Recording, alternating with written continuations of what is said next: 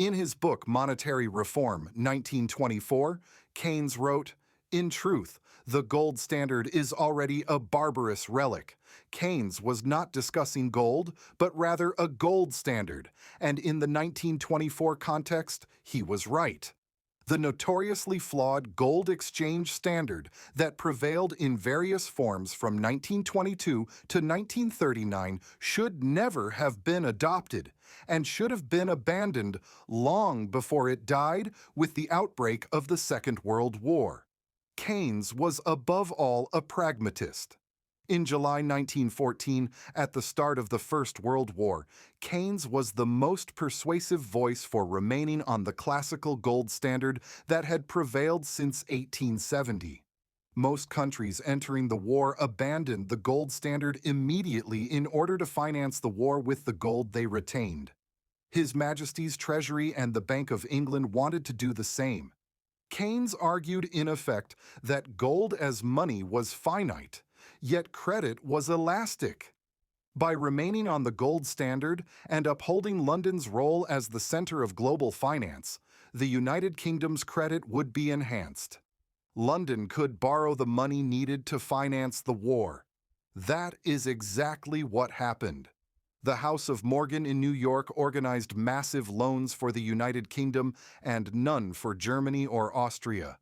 This finance was critical to Britain's ability to hold out until the United States entered the war in 1917. Victory came the following year. In 1925, as Chancellor of the Exchequer, Winston Churchill contemplated returning the United Kingdom to the gold standard at the pre-war parity. Keynes told Churchill this would be a deflationary disaster. Keynes did not support the gold standard. Still, he insisted that if Britain was going to have one, it was crucial to get the price right. Keynes recommended a much higher price for gold. Churchill ignored Keynes's advice. The result was massive deflation and depression in Great Britain, years before depression struck the rest of the world. In July 1944, near the end of his life, Keynes argued at Bretton Woods for a new form of world money he called the Bancor, the theoretical predecessor to today's special drawing right, SDR.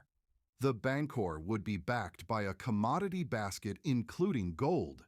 It was not a strict gold standard. Still, it did give gold an important place in the monetary system. Keynes's plan was pushed aside in favor of a dollar gold standard championed by the United States, which lasted from 1944 to 1971.